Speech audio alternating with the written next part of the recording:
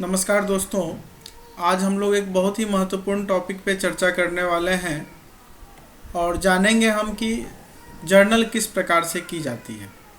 जो हम लोग जो अकाउंटिंग की प्रोसेस जान रहे हैं, जिसमें हमने चर्चा की थी कि दो तरह के सिस्टम्स हैं, एक डबल एंट्री सिस्टम, दूसरा सिंगल एंट्री सिस्टम। चूँकि सिंगल एंट्री सिस्टम डिफेक्टिव है, इसलिए उसे इस्तेमाल नहीं किया जाता है और world wide double entry system का चलन है। तो आज की क्लास में हम लोग जानेंगे कि डबल एंट्री सिस्टम में जो जर्नल एंट्री की प्रोसेस है वो किस प्रकार से पूर्ण की जाती है। तो आप कुछ स्लाइड्स के ज़रिए कुछ स्पेशल टॉपिक्स को जानेंगे और जानेंगे कि कैसे किसी अकाउंट को डेबिट किया जाएगा, कैसे किसी अकाउंट को क्रेडिट किया जाएगा। हमने पहले भी वीडियो में बताया है कि कब डेबिट करें किसी अकाउंट को, कब क्रेडिट करें। आज कुछ और भी हम जानेंगे, तो ध्यान से इस वीडियो को देखें और समझने का प्रयास करें।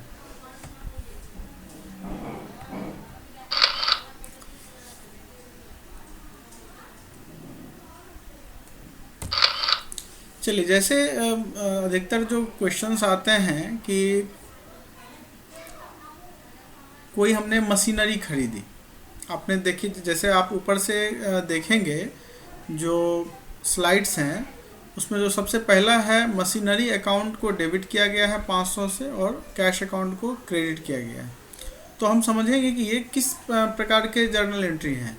जैसे कोई ट्रांजैक्शन है कि मशीनरी खरीदी गई 500 रुपये की, तो उसके लिए ये एंट्री है। चूँकि मशीनरी हमारा एसेट है, हमें प्राप्त हुआ है, इसलिए मशीनरी अकाउंट को हमने डेबिट किया। और कैश चूँकि हमारा घट गया हमारे हाथ से, इसलिए कैश अकाउंट को हमने क्रेडिट किया। दूसरा है कि हमें कोई जो बिक्री का जो सामान है, जो स्टॉक है, वो हमें या तो दो तरह की बातें होती, या तो हम किसी को दान में देते हैं, या कभी कभी क्या होता है कि दान में हम लोगों को मिलता भी है कहीं से। तो यहाँ स्थिति ये है कि जैसे हमने अगर कुछ स्टॉक्स को किसी को दान दे दिया है, तो दान हमारा एक प्रकार का खर्च है या नुकसान है, इसको हम लोग डेबिट करते हैं, डोनेशन अकाउंट को डेबिट करते हैं 2000 से। और परचेजेज अकाउंट, जो हमने स्टॉक अपने दुकान का दिया है, उसको परचेज मूल्य से ही हम लोग जो है क्रेडिट कर देते हैं। इसी प्रकार यदि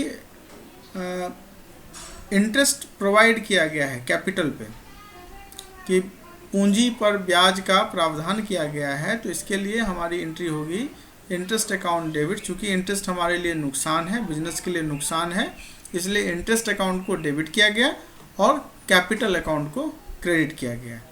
उसी प्रकार से अगर कोई हमारा जो डेटर्स है, जो जिसके यहाँ हमारा व्यवसाय का कुछ बकाया है, जिसको हमने कभी उधार माल बेचा होगा और वह पैसा बकाया है, और कुछ समय के बाद हमने उसको बैड डेट्स मान लिया, यानी कि डूबा हुआ पैसा मान लिया, अगर उस जगह से कोई राशि वसूल होती है, तो उस केस में हम लोग क्या करेंगे, कैश अकाउंट को डेबिट करेंगे और बैड डेट्स रिकवरी अकाउंट को क्रेडिट करेंगे। उसी प्रकार से अगर कोई हमारा दुकान का माल जल जाता है आग से, तो हम लोग लॉस बाय फायर अकाउंट को डेबिट करेंगे और परचेज अकाउंट को क्रेडिट करेंगे। यानी क्या लिखेंगे, loss by fire account debit जो भी अमाउंट हो, और टू परचेज अकाउंट जो भी अमाउंट हो।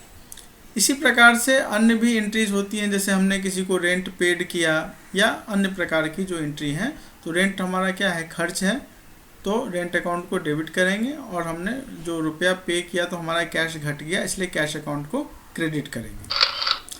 नेक्स्ट एक देखेंगे, एक व्यक्ति होता है जिसको हम लोग प्रोप्राइटर कहते हैं। प्रोप्राइटर जो व्यवसाय का स्वामी होता है, ठीक है। तो जो प्रोप्राइटर है वह कौन होता है, वह व्यक्ति जो व्यवसाय के समस्त लाभ अथवा हानि को स्वयं सहेगा, वह जो व्यक्ति है वही प्रोप्राइटर है। तो प्रोप्राइटर का मूल रूप से व्यवसाय में दो खाते होते हैं। पहला खाता है उसका कैपिटल अकाउंट, दूसरा खाता है ड्राइंग्स अकाउंट। तो जब हम लोग सोल ट्रेड में देखते हैं, एकाकी व्यवसाय में देखते हैं, तो इन चीज़ों को हम लोग देख पाते हैं। अदरवाइज पार्टनरशिप में भी कैपिटल अकाउंट और ड्राइंग्स अकाउंट मेंटेन होते हैं, लेकिन अधिकतर जो एंट्रीज हैं वो कैपिटल अकाउंट से ही किए जाते हैं।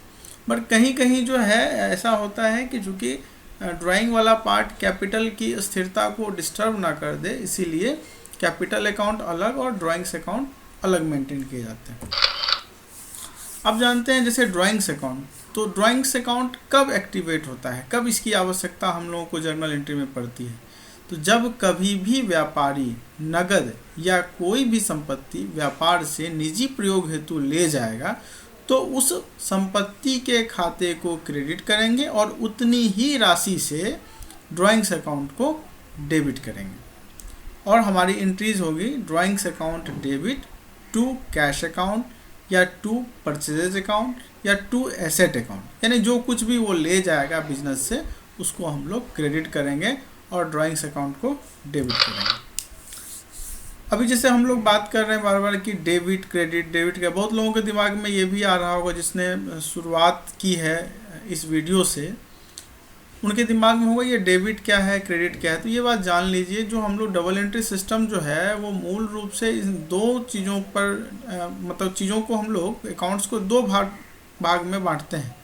कुछ अकाउंट्स को हम लोग डेबिट करते हैं, कुछ अकाउंट्स को क्रेडिट करते हैं, और यही डेबिट क्रेडिट जो है हमारे जो बिजनेस के अकाउंटिंग के 4 पिलर हैं, एसेट, लायबिलिटी, एक्सपेंस और इनकम, इनको ये डिनोट करता है। इसलिए आप जान लें कि व्यवसाय में किसी भी प्रकार के लेन देन हम करते हैं तो समझिए कि अगर उसकी कोई भी तरह की समस्या है तो उसे हम इसी 2 टैबलेट से इलाज करेंगे। पहला टैबलेट है डेबिट, दूसरा टैबलेट है क्रेडिट।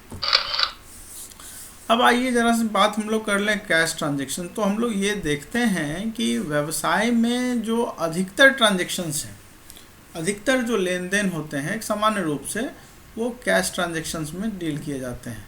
अगर हम एकाकी व्यापारी की बात करें तो उसकी 80 से 90% जो लेन देन है वो कैश ट्रांजैक्शन वाली होती है।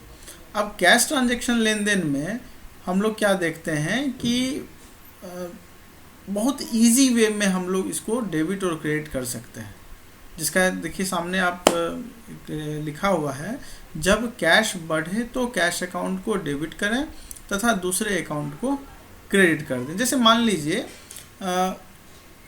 हमें ट्यूशन फ़ी प्राप्त हुआ, तो उस स्थिति में क्या हुआ, कैश हमारे पास बढ़ गया तो कैश अकाउंट को हम डेबिट कर देंगे और जो दूसरा अकाउंट है ट्यूशन फ़ी उसको क्रेडिट कर देंगे, बिना सोचे समझे कि भाई वो क्या है नहीं है, नेचर क्या है, हम लोग उसको क्रेडिट कर देंगे। मान लीजिए सैलरी मिलती है आपको, तो सैलरी जो मिलती है तो कैश आपके पास क्या हुआ, बढ़ा। अब इसको समझ लीजिए बैंक ट्रांजैक्शन भी इसमें आप इंक्लूड कर लीजिए, कैश की जगह आप बैंक भी यूज कर सकते हैं, कैश या बैंक बढ़ा। तो हम कैश पर ही इसको फोकस करके बता रहे हैं, आप इसको बैंक के साथ भी समझ सकते हैं। तो जैसे सैलरी हमें प्राप्त हुई तो नगद में सैलरी मिली तो कैश हमारा बढ़ा, इसलिए कैश अकाउंट को डेबिट कीजिए और सैलरीज अकाउंट को क्रेडिट कर दीजिए। अब आप कहेंगे नहीं सैलरी कैश में कहाँ मिल रही है, सैलरी तो बैंक अकाउंट में आ जाता है। तो बस सिंपल है, कैश की जगह बैंक अकाउंट यूज़ कर लीजिए। फिर कहेंगे नहीं हमारा तो 3 तरह का बैंक अकाउंट है, ठीक है, उस बैंक अकाउंट का नाम जोड़ दीजिए, bank account number 1, bank account number 2, 3, जो भी हो सकता है। तो कहने का मतलब ये हम कैश ट्रांजैक्शन को अगर फोकस कर लें तो हमारी 80 से 90% जो समस्या है जर्नल एंट्रीज की तो वो ऐसे ही दूर हो गई। उसी तरह है कि कैश जब घटे तो कैश अकाउंट को क्रेडिट करें और जो दूसरा अकाउंट है उसको डेबिट कर लें। कब कैश घटेगा, जैसे मान लीजिए आपने फर्नीचर खरीदा तो कैश क्या हुआ, घट गया, तो कैश को करना है क्रेडिट और जो दूसरा अकाउंट है फर्नीचर उसको कर देना है डेबिट, यानी furniture account debit to cash account. उसी प्रकार जैसे मान लीजिए आपने सैलरी पेड किया हो, रेंट पेड किया हो, तो दोनों ही केसेस क्या है कि कैश हमारा क्रेडिट हो रहा है यानी घट रहा है इसलिए क्रेडिट करेंगे, और सैलरी या रेंट या टेलीफोन बिल्स या जो भी है इलेक्ट्रिसिटी बिल्स ये सबको डेबिट कर देंगे। बड़ा सिंपल सा ये सिस्टम है। अगर कैश ट्रांजैक्शन को आप फॉलो करते हैं तो आप बड़ी आसानी से ये डिसाइड कर लेते हैं कि आप किस अकाउंट को डेबिट करेंगे और किस अकाउंट को क्रेडिट करेंगे। तो इस तरह से आप देख सकते हैं कि बड़ा आसान तरीका है हमारा कि अगर बिज़नेस में हमारी 70 से 80% जो ट्रांजैक्शंस हैं वो नगद में है। हाँ, ध्यान रखिए मैं एकाकी व्यापारी की बात कर रहा हूँ, बट जैसे जैसे पार्टनरशिप या अदर बिजनेसेस हैं वहाँ नगद नहीं होकर के उधार में भी बहुत ज़्यादा ट्रांजैक्शंस होते हैं, इसलिए ये जस्टिफाई